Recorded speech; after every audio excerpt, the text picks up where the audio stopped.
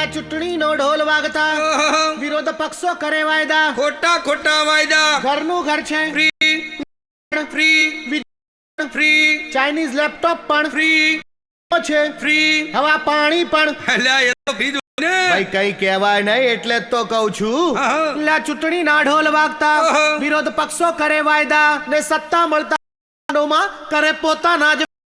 ભાઈ ભાઈ ભાઈ મજાની છે જિંદગી ગુજરાતની આ જિંદગી, મજાની છે જિંદગી ગુજરાતની આ જિંદગી.